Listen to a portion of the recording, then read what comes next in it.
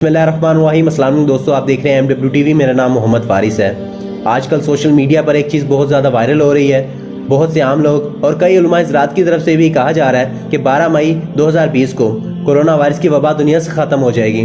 इसके साथ साथ एक हदीस का रेफरेंस भी दिया जा रहा है जिससे पता ये चलता है कि सुरैया सितारे के तुलू होने के बाद ये आफत दुनिया से ख़त्म हो जाएगी।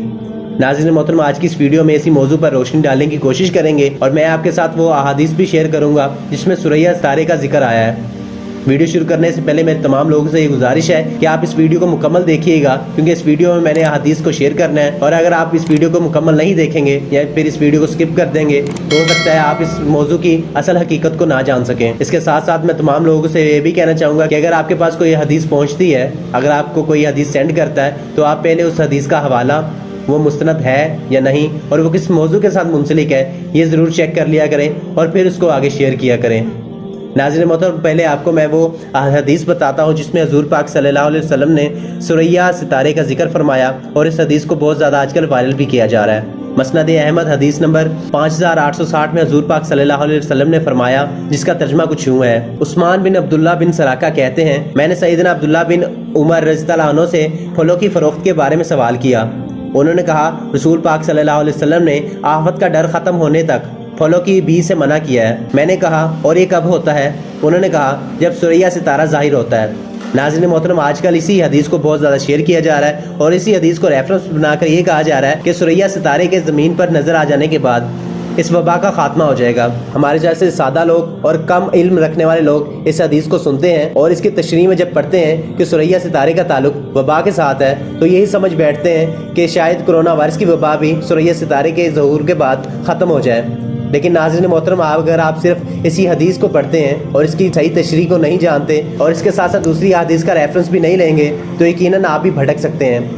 इसी वजह से मैं आपके साथ वो तमाम हदीस शेयर करने जा रहा हूँ जिससे हमें ये पता चलेगा कि कोरोना वायरस की वबा का ताल्लुक सुरैया सितारे से है या फिर सुरैया सितारे का ताल्लुक वबा से नहीं बल्कि किसी और चीज़ के साथ ही मुंसलिक है। सही बुखारी की हदीस नंबर 2193 में है, जिसका तर्जुमा कुछ यूँ है। रसूल पाक सल्लल्लाहु अलैहि वसल्लम के ज़माने में लोग फलों की खरीदो फरोख्त दरख्तों पर पकने से पहले ही करते थे। फिर जब तोड़ने का वक्त आता और माली कीमत का तकाजा करने आते तो खरीदार ये उज़्र करने लगते, पहले इसका भागा ख़राब और काला हो गया है, इसको बीमारी हो गई है, ये तो ठटर गया है, फल बहुत ही कम आए हैं। इसी तरह मुख्तलिफ आफतों को बयान करके मालकों से झगड़ते ताकि कीमत में कमी करा लें। जब रसूल पाक सल्लल्लाहु अलैहि वसल्लम के पास इस तरह के मुकदमात की बकसरत आने लगी तो रसूल पाक सल्लल्लाहु अलैहि वसल्लम ने फरमाया, जब इस तरह झगड़े ख़त्म नहीं हो सकते तो तुम लोग भी मेवे के पकने से पहले इसको बेचा ना करो।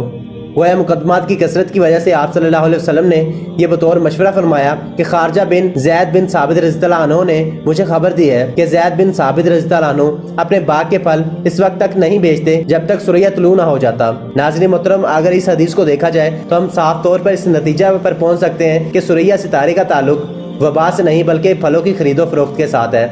हुज़ूर पाक सल्लल्लाहु अलैहि वसल्लम के ज़माने में लोग बहुत ज़्यादा फलों की खरीदो फरोख्त पर लड़ा करते थे और इनकी कीमत तय ना हो पाती थी क्योंकि फलों को पकने से पहले ही बेच दिया जाता था, जिसके नतीजे में हुज़ूर पाक सल्लल्लाहु अलैहि वसल्लम ने इसका बेहतरीन हल निकाला और सुरैया सितारे के तुलू हो जाने के बाद ही खरीदो फरोख्त का हुक्म दिया। हुज़ूर पाक सल्लल्लाहु अलैहि वसल्लम की पाक हस्ती ने इंसानों की तमाम शोबाजात में भलाई की है और हुज़ूर पाक सल्लल्लाहु अलैहि वसल्लम की हस्ती ने इंसानों को सीधे रास्ते पर चलने का हुक्म भी दिया है। अगर इन दोनों हदीसों का मुआवजा किया जाए तो हमें यही पता चलता है कि सुरैया सितारे का ताल्लुक फलों की खरीदो फरोख्त के साथ है, ना कि वबा के खात्मे के साथ है।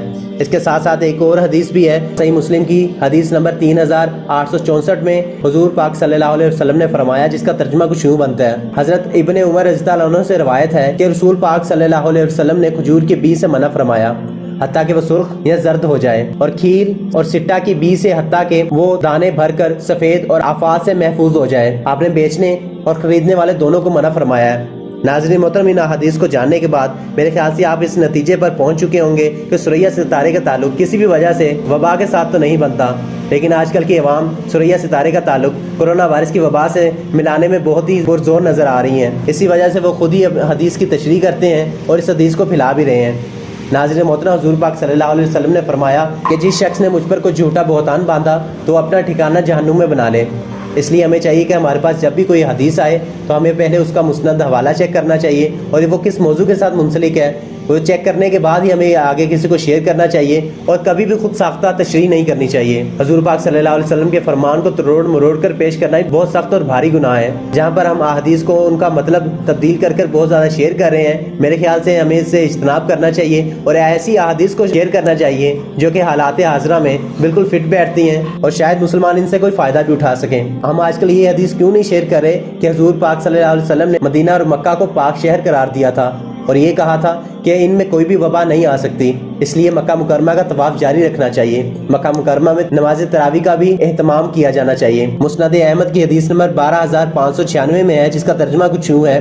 سیدنا ابو ہریرہ رضی اللہ عنہ سے مروی ہے کہ رسول پاک صلی اللہ علیہ وسلم نے فرمایا، اللہ کی طرف سے مکہ اور مدینہ کو فرشتوں کے ذریعے گھیر دیا گیا ہے، ان کے ہر راستے پر فرشتے مقرر ہیں، دجال اور طاعون ان دونوں شہروں میں داخل نہیں ہو سکتے۔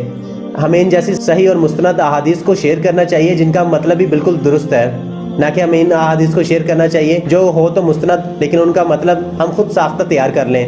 آئی ہوپ آپ کو یہ میری ویڈیو کافی اچھی لگی ہوگی اور آپ کو اس ویڈیو سے کافی کچھ جاننے کو ملا ہوگا، اور مجھے یہ امید ہے کہ آپ اس طرح کی کوئی بھی غلط احادیث یا پھر غلط تشریح کے ساتھ حدیث کو شیئر نہیں کریں گے۔ اگر آپ کو یہ میری ویڈیو اچھی لگی ہے تو ویڈیو کو لائک کریں اور اس ویڈیو کو زیادہ سے زیادہ شیئر کریے گا تاکہ تمام لوگوں کو اس حدیث کی حقیقت پتہ چل سکے اور وہ گناہ کبیرہ سے بچ سکیں۔ اگر آپ ابھی تک ہمارے چینل پہ نئے ہیں تو چینل کو سبسکرائب کر لیں اور بیل آئیکن کو ہٹ کر لیں تاکہ ہر نئی آنے والی ویڈیو کا نوٹیفیکیشن آپ تک پہنچ جائے۔